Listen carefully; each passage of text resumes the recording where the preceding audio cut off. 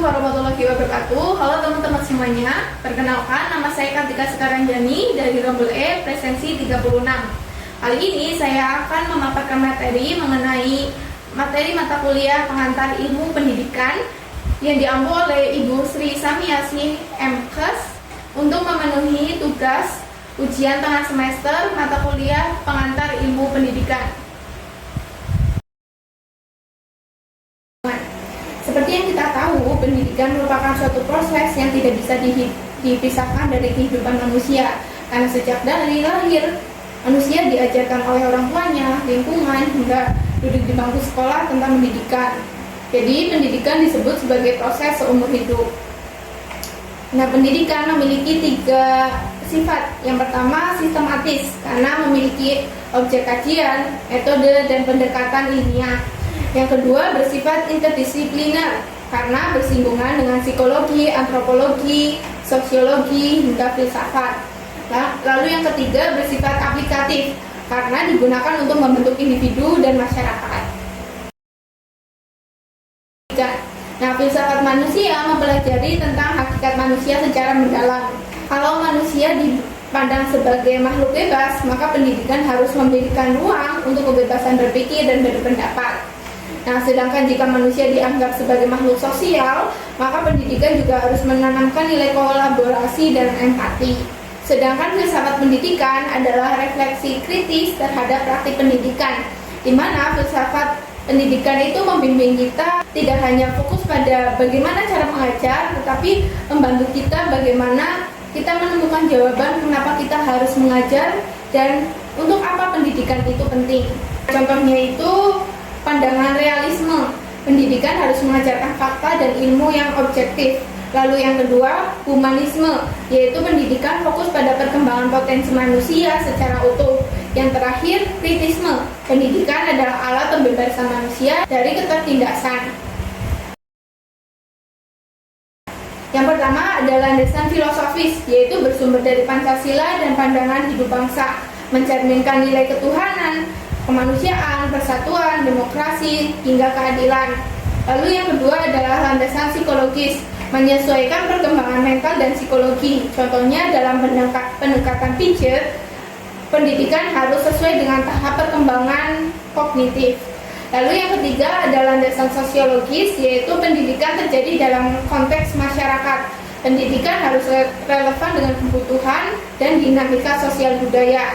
Lalu yang terakhir adalah landasan yuridis berdasarkan hukum yang berlaku seperti Undang-Undang Dasar 1945, Undang-Undang Sisdiknas, Undang-Undang Guru dan Dosen, dan peraturan lainnya. Asas nasional pendidikan Indonesia adalah bahwa pendidikan harus berdasarkan Pancasila dan Undang-Undang Dasar 1945, bersifat demokrasi, adil, dan merata, lalu memberikan kesempatan yang sama kepada semua warga negara dan mengembangkan potensi peserta didik secara optimal. Sedangkan Education for All adalah inisiatif global yang dimulai dari kompetensi dunia di Jomtien, Thailand pada tahun 1990. Tujuannya adalah agar setiap orang, terutama anak-anak, remaja, dan dewasa, mendapat akses pendidikan dasar berkualitas tanpa diskriminasi gender, status sosial, dan kemampuan ekonomi. Pendidikan.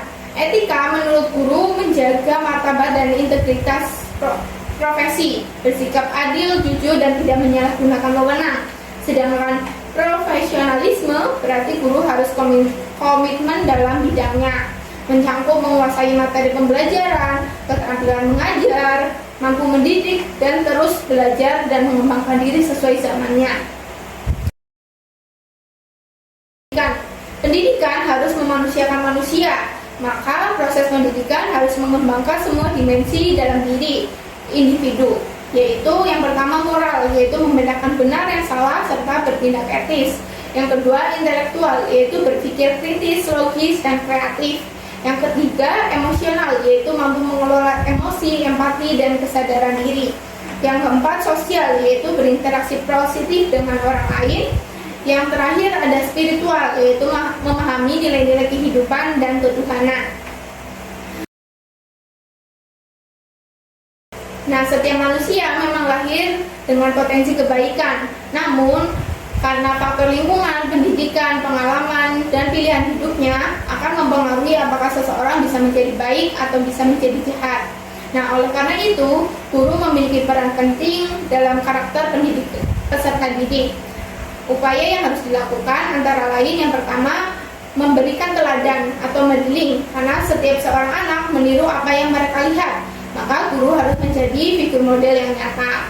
Yang kedua, membiasakan nilai positif dalam keseharian, dimulai dari mengucapkan salam, maaf, minta tolong, terima kasih, dan belajar bertanggung jawab.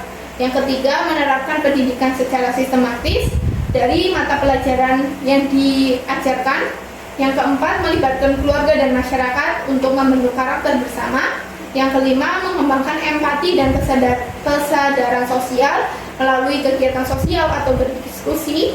Lalu yang keenam, menggunakan pendekatan restoratif, yaitu mendampingi anak memahami kesalahan agar bisa bertanggung jawab sendiri.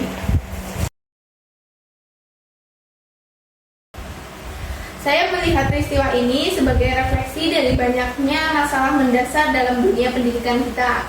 Nah, masalah ini menyangkut disiplin, karakter siswa, peran guru, pola asuh orang tua, dan perlindungan profesi mendidik. Nah, kita bisa melihat dari berbagai sisi. Sisi yang pertama dari sisi siswanya sendiri, siswa yang merokok. Nah, merokok di sekolah merupakan salah satu pelanggaran kode etik siswa dan peraturan tata tertib sekolah. Ini menunjukkan kurangnya pengawasan dari orang tua, rendahnya kesadaran disiplin siswa, dan lemahnya penanaman nilai moral dan tanggung jawab. Yang kedua dari sisi siswa yang mogok atau teman-teman dari siswa yang merokok.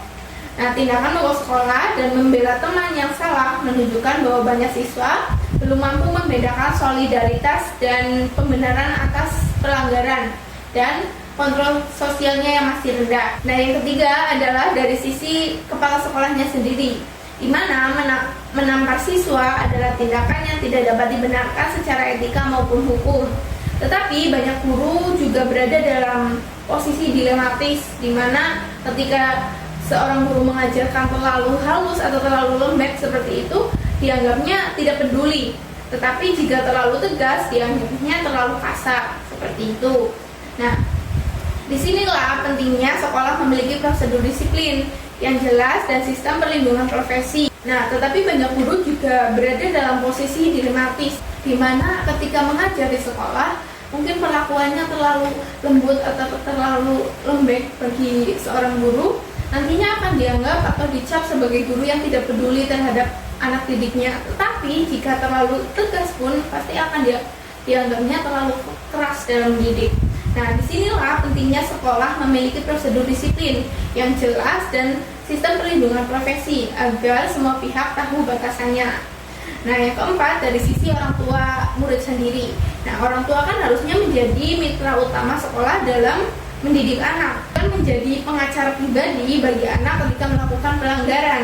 Nah, melaporkan guru ke polisi tanpa adanya komunikasi terlebih dahulu atau mediasi terlebih dahulu dengan pihak sekolah adalah langkah yang justru menyuburkan sikap defensif bagi seorang siswa, karena mereka selalu menganggap bahwa akan selalu dibela ketika mereka salah. Nah, peristiwa ini menjadi pelajaran bagi kita semua, khususnya saya sebagai calon seorang guru, bahwa menjadi pendidik bukan hanya soal mengajar, tetapi juga soal menjadi pemimpin moral. Terima kasih atas perhatiannya. Sekian pemaparan materi dari saya. Wassalamualaikum warahmatullahi wabarakatuh.